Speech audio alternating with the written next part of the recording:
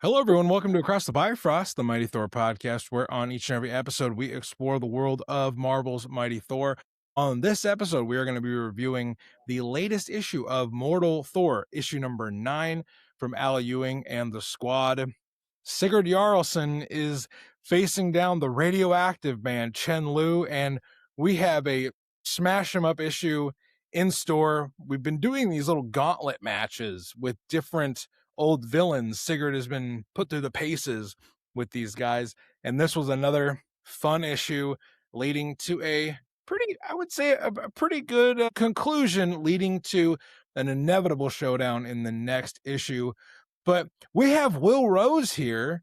He is gracing us with a review of Mortal Thor. Will, man, it is good to be back. I will say it has been fun being a listener and hearing you guys talk about some of my favorite comics, and it's really been fun listening to the transformation from like the all Fazzer to super Faz to meta Faz. But I feel like in this evolution that I've been kind of all in next level with Wonder Will, and so you have Wonder Man, you have Wonder Woman, and now you have Wonder Will. So now I think I can, since I've now transcended the crossover metaverse, I now am Meta Will, and I transcend all fandoms and creativity and knowledge, even genders. Wonder Man, Wonder Will.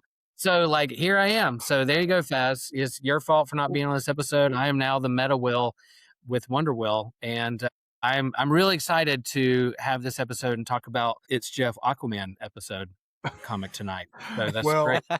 You and I could do a whole discussion on that adorable Infinity comic. Yes. That came out. Yeah. I do love that you out-Fazed Faz there.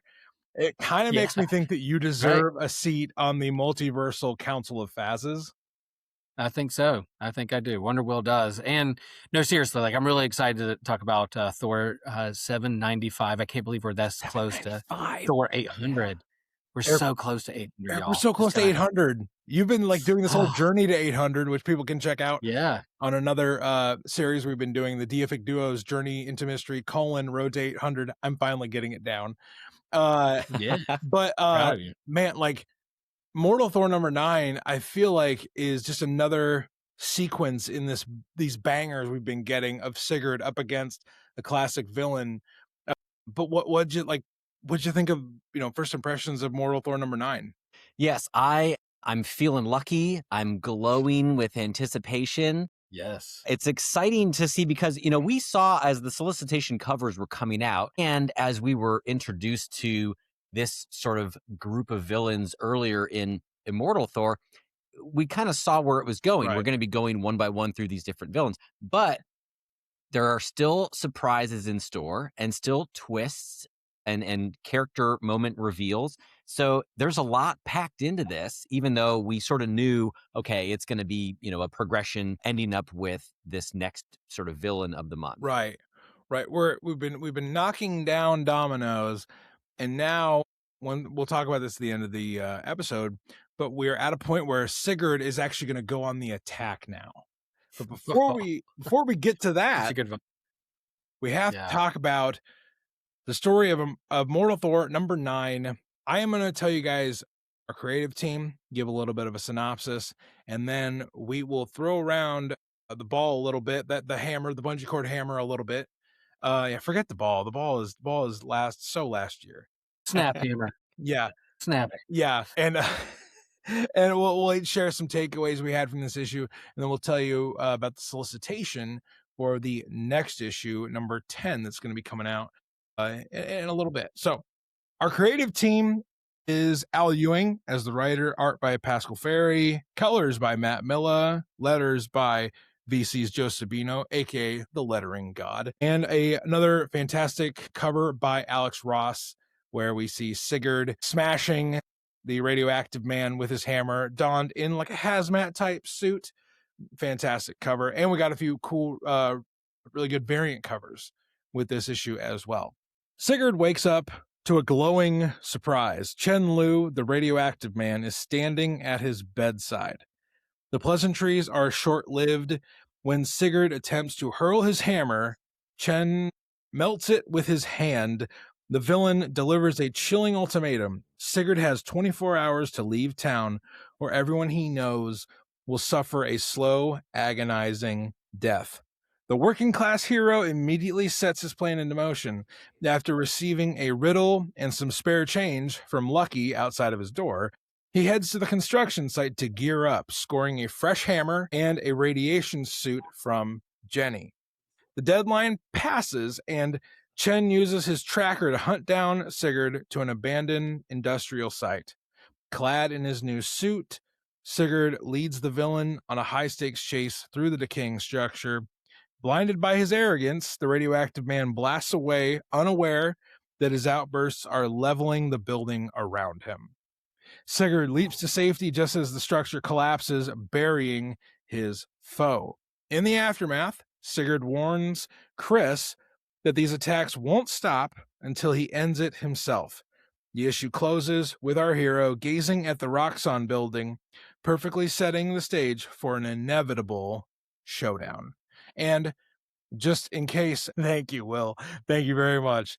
Just in case, listener, you don't know the name of this issue, the title of this issue is Inevitable, which I found just a fantastic. I mean, I like to think it's a little homage to Thanos in the MCU, but it also does perfectly foreshadow what is about to happen in the next issue. But Eric, let's start with you. Where do you want to start with takeaways from this issue? Where should we start our journey looking at this fantastic issue? Yeah, I mean, for me, really exciting to see Chen Lu, the Radioactive Man again. This is a classic Thor villain, all the way back from, I think it was 1963. It really Journey early. into Mystery 93. So this is in like the first 10 issues of Thor's appearance as a character. Was his first appearance in a Thor book, or was? Yeah. Yes. Okay. Yeah, it was Journey into Mystery. So it was just recently after Thor was introduced in the Journey into Mystery line. And so I think it was, in the first 10 issues. He's a Chinese scientist that was, given these radioactive powers through, a series of mishaps that makes him able to sort of take on Thor. And this was during sort of like the Red Scare era of like Marvel Everyone comics. had a commie villain they could fight. Everybody. Yes, a good commie villain. But Chen Lu stuck around for a while. He's been around in Marvel comics for a long time, and he definitely introduces himself as a professional. He kind of looks down on these other cultists and racists and thugs that were trying to go after Sigurd so far, because he's got this confidence, this earned confidence of just like, hey man, like I'm on a totally different level. I'm not. I've been around since Journey to Mystery. I've been around. I've been around for decades. I've got some experience. So he's not just some goon, but he does get outwitted a little bit in this, and it was a really satisfying twist because I didn't really know how it was going to go, and didn't see it coming how it played out. What I loved the most was the interactions with Jenny.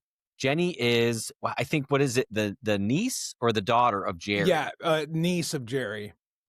The niece of Jerry. Jerry is the construction foreman from the Walt Simonson run, where the moniker of Sigurd Jarlson comes from. He gives Thor a job on the construction site, and Jerry's cousin is Nick Fury, which is why they're able to get their hands on this radiation suit. Like, it's no problem. Jenny's kind of got the hookup.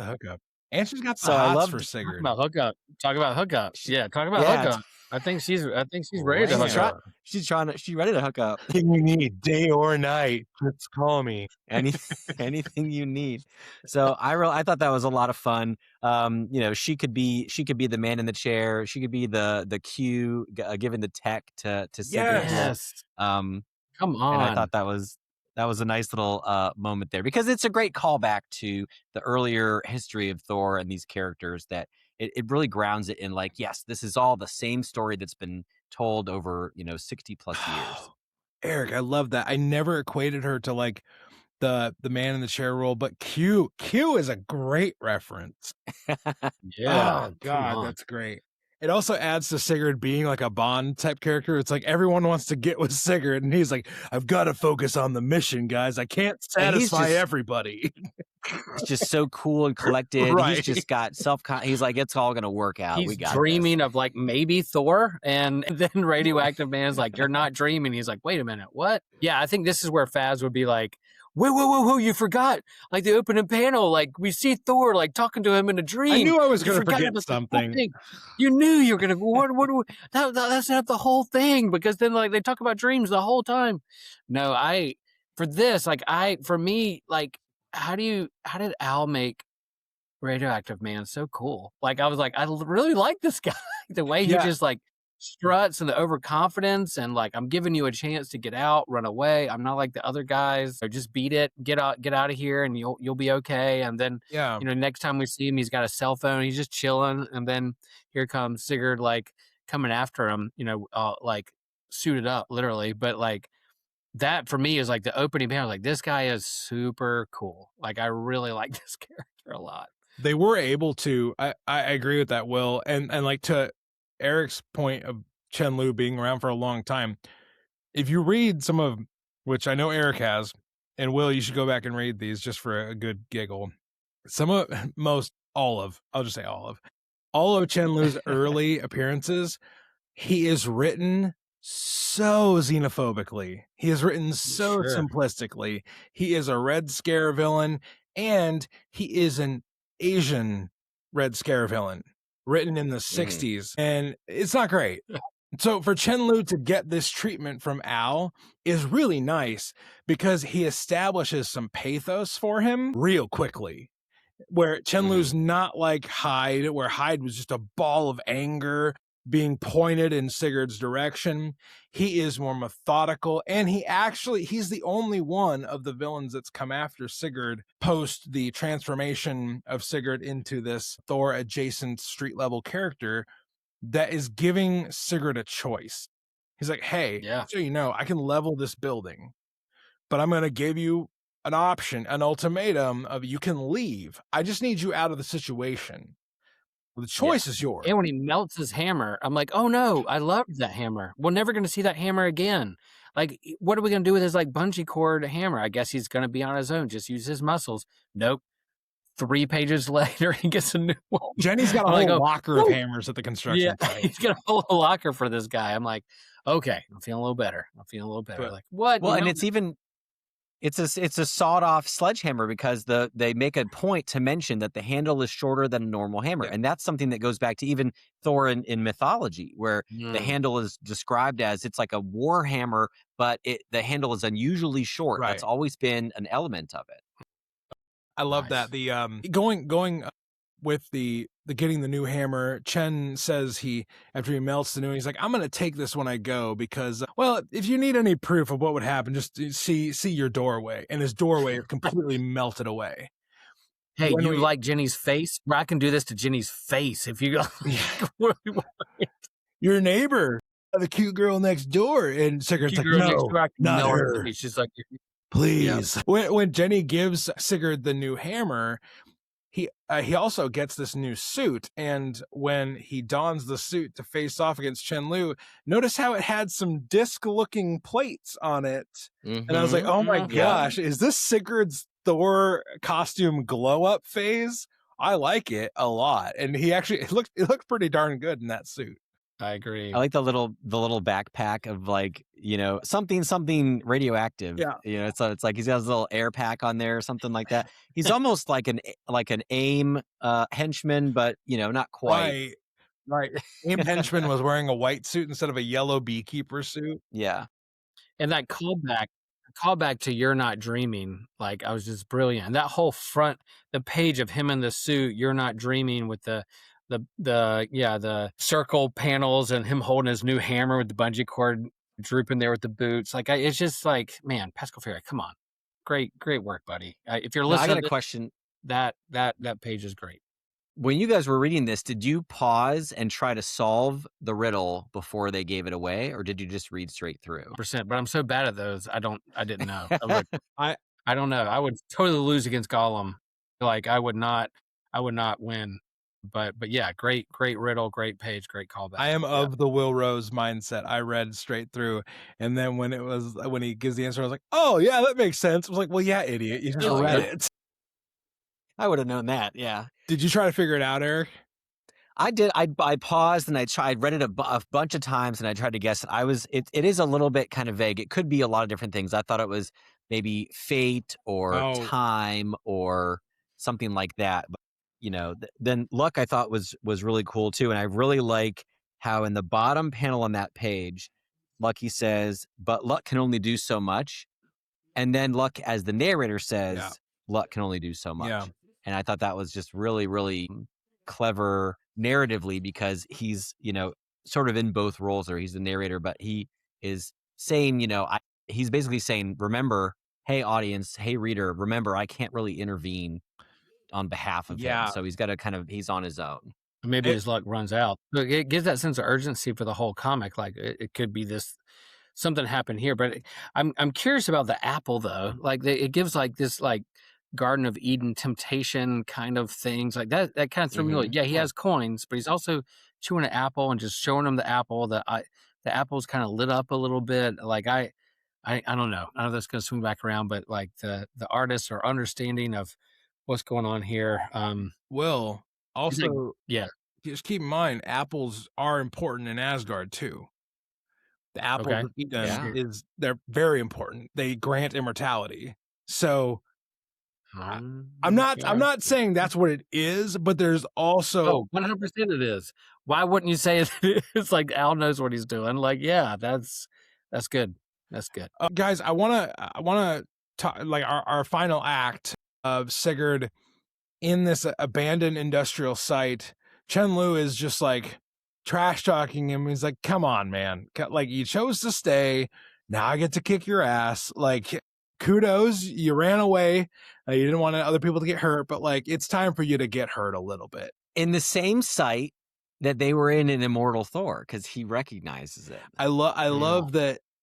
One of my favorite things from this issue, and it's been a running theme in Sigurd's stories, is when he is up against a super powered person, he can't do what Thor would do. Thor would just hit him harder. Like, I'm not saying like an Al Ewing written Thor, but most of the time Thor's going to hit harder because he can.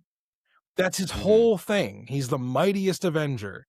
Sigurd can't do that, and Sigurd knows that. So to find ways around Chen Lu's power, I mean, we were talking about this at the end of last issue. Like, how is he going to fight Chen Lu? Chen Lu is he's a radioactive man. Right. He's a radioactive man.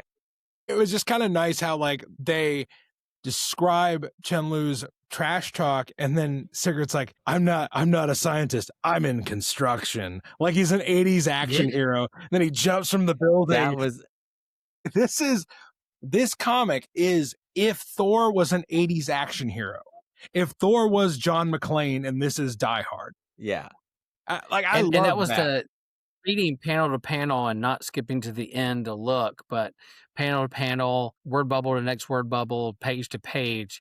The urgency of like, I have no idea how he's going to beat this guy. Right. Like, how is he going to? He doesn't stand a chance. Like for me, the anticipation, the urgency, not knowing what's going to happen after the mystery, it was again masterfully written and laid out in this kind of means of storytelling and the way that you do comics. And why I love comics is like, how is he going to get out of this? And then when he's like, "Oh, you're a scientist," he's like, "You're right. I'm not a scientist. I'm in construction." So the Lou Barrymore just levels a whole building on top of him, and he's like, "All right."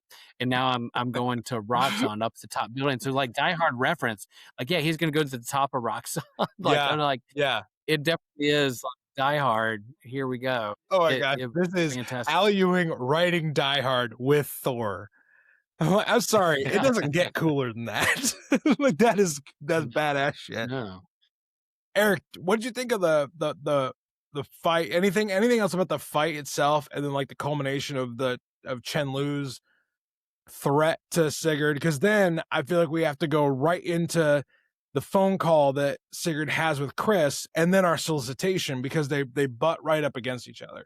Yeah, I mean, just I did like the 80s action hero one-liner that he gives. He has his moment, and it's like a win for blue collar Thor here. But just the fact that he goes into the fight so fearlessly, right? He's choosing to go and confront this guy. I mean, yes, he's getting a little bit of like help with the radiation suit, but like he knows that he's seriously outgunned here, and he's still like persevering, pushing. He's like, I've got to go address this because people are going to be in danger because of me, and I can't stand for that. So he doesn't even flinch. He's just marching forward, and he's going to go carry this out to the end that seems to be coming up pretty quick within like a day or so, I guess, right? Right. Yeah. He's up against the clock, and running is not an option. He takes that right off the table immediately. Chen's like, hey, you can run. And he's like, I'd rather die. I'm in construction. Faz and I maybe texted that back and forth to each other a little bit. I'm in construction. After the fight, though, we see Sigurd has a conversation with Chris on the phone where they both know this is not going to end until something happens at the top. And Chen also alludes to this, that he's not the one calling the shots, and even Blake is not the one calling the shots, that someone above them is calling the shots. And we pan up from the phone booth, and Sigurd's like, I'm taking this fight all the way to the top. Oh gosh, he is in his John McClane era right now. He says, don't worry, kitten. I'm going to go solve this. I'm going to go take the fight to him. I love it. Oh gosh, I just like, and at one point I just want to start dropping 80s one-liners like, get off my plane, and just like, I'll be back. It's perfect. You think that's a hammer? This is a hammer. Yeah.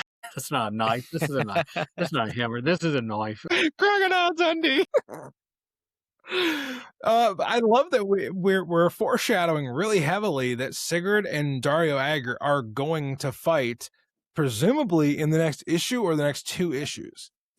And I'm very ready for that. Because I have a feeling most of next issue is going to be him getting to the top of the building, and then we might get a little bit of Dario, but I can't wait to see how Sigurd's going to try and fight the Minotaur. Eric, do you have any? He's going to be storming the tower, Final Fantasy VII style. Oh, I don't know if that's a reference that you. The whole tower could be a maze, right? It'll be attack the block. Oh my god! Yeah. He's going to be, going up against the corporation, scaling this tower, trying to find a way to get to the penthouse suite to confront the big bad. And so it feels like Final Fantasy VII to me, because I think we're going to have that. The first comic's going to be the way to get there, and it's going to end with like, okay, boss battle. It's time for boss battle. He'll burst through the double door and be like, a couple issues away from 800. Like, it's like, all right, here we go. Like, how long will we? I do have that number, that legacy number is lingering out there for me. And I'm like, how we get there? Right. I have a quick question. Aquados, I have a question. Like this art, how has this art been building on you? At the very beginning, you were like, okay, good. Warm up this issue, and leading. Where are you in the state of the art? I'm much more with the ethereal kind of nature of it. I think where it really thrives is in those softer scenes. We talked about this a few issues ago. I don't think I needed to specifics, but like Eric and I talked a lot about when Pascal did the morning after Sigurd and Chris's spicy time. That art was beautiful. It fit the moment so well. And in the issue with Hyde, I think it might have been actually the same issue. The issue with Hyde, like the way Pascal did Hyde's face was creepy. And I loved the way he did Chen Lu in this, where the radiation was almost like wisping off of him. There are moments where I really, really love how he adds a very unique flair to these characters. And I think Chen was one of those characters where it's like, yeah, I love Pascal Ferry's version of Chen Lu. That was the major takeaway I had from this issue with his art specifically, was how he did the Radioactive Man. But I'm also loving how he's doing Sigurd, because he makes Sigurd look so stinking like chiseled and handsome, but also kind of he adds a bit of softness to him as well. I think there's a good balance with how he does Sigurd. Yeah. Oh my gosh. Yeah. I agree. And I like the art, I like the action sequence there. But, if we're going to talk about Joe Sabino and like this particular like sound effect, like I don't even know how to say that. How would you say that, Eric? How would you say that? Like the building crashing. The sound of a warehouse collapsing over a radioactive man. Yeah. It's, You all know what that sounds like. Come on. You all know. Admit Think it. about it. We don't need to it's hold so your hand good. through this one. Nope. Guys, great stuff. I'm going to read the solicit for the next issue, and then we'll just quick fire do our final thoughts for this fantastic issue of Mortal Thor number 9. Or if you're of the Will Rose persuasion, legacy number what, Will? 795. We're 5 issues away, everybody, from the big 800. It's going to be, love it. It's going to be legit. So here is the solicitation for the next issue. Sigurd Jarlson has become a thorn in Roxxon's side, and the King of Roxxon has finally noticed him. But Sigurd's noticed Dario Agger, too. He wants answers. He wants justice. He'll go as high as he has to get it. Somewhere in the city, a man with a hammer is heading for the top. Coming this summer to theaters. Directed by Michael Bay. It's just like, it sounds crazy. But Will, last impressions of this issue and any final thought you want to leave viewers with? Yeah, the whole like his conversation of asking the question, where does this end? Is such a good question of like, yeah, where's this going? Where's this end? We know in our conversation with Al Ewing, go back to the playlist and go back and find that incredible conversation. You know, this has happened in a while. It happened for a while. Thor, our beloved Thor that we know from way back to Journey Mystery is coming back at some point, but I'm enjoying this ride right now. But like, where does this end? And he looks up the top and sees Roxxon at the top of the building. And it's like, that's where it's going to end or not. Maybe not. Maybe it'll go on for another 24 issues. But like that question at the beginning of the issue, how is he going to beat this guy? And then he does, he figures it out because he's in construction. But then what happens? Where does this end? Is just a question that I'm curious about. And I'm glad that Al Ewing names it for us out there, that I can resonate with it moving forward as we continue to read this book. Chen Lu, mind if I build you a coffin made of lead? Mind if I construct you a coffin? I'll construct you a coffin. God, that got dark. Eric, final thoughts on Mortal Thor number 9 and any first thoughts you have on the next issue of Mortal Thor? Sigurd Jarlson is on his way to the top, and I'm picturing him, fighting goons every time the elevator door opens. There's a new wave of baddies that he's got to take on, and then cut to like elevator music in between each time he's going to the next floor. But as Al emphasized in our interview with him, Sigurd is just a normal guy. He's just some random guy. He's not a prince. He's not a king. He's not the Allfather. He's not even Thor, right? And so he's just a guy, and he's got such strong convictions. He's a guy's guy. He's got a great moral compass, and he's just going to go make sure nobody gets hurt on his watch, and he's going to go do the right thing, even if nobody's paying attention, even if he doesn't get any glory out of it. Or it's just, it feels so small, but it's also such a big gesture in a character study, a deconstruction, if you will, of who Thor is or Thor could be, as this mortal element of him is examined. Possibly even, Eric, who Thor should be. Someone who, I love that. I know I've been goofy making Die Hard references in this episode, but he does have a certain John McClane characteristic to him where he's not this like, I mean, Sigurd's jacked as all get out. Like he's massive. Yeah. But like the impetus of Die Hard is that John McClane saw something bad happening and he couldn't do nothing. And I think that is really at the heart of who Sigurd is. He sees a wrong and he can't sit on the sidelines and do nothing. Mm-hmm.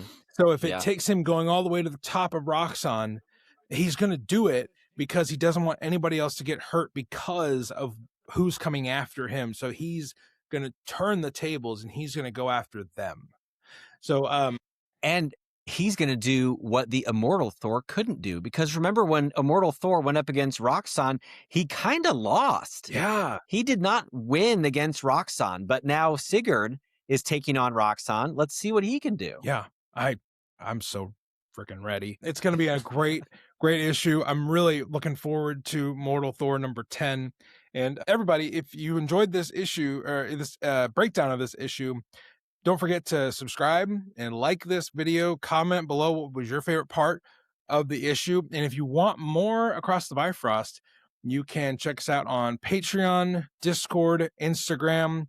Supporting the show at the next level on Patreon just allows us to pay for the few things we need to do this show and to have a lot of fun talking about Thor comics and Thor adjacent comics. And we give you some early episodes, some bonus episodes along with that generous donation to ATB. But if you want to talk to us a little bit more about the issues, Discord and Instagram are the perfect way to do that. But until we see you again across the Bifrost, we just hope that whether you are sticking up for those who can't stick up for themselves, whether you see a wrong that needs to be righted, whether you are in the elevator going all the way to the top, no matter what line of work you in, but especially if you are in construction, we know that you're going to do one thing, and that is stay worthy.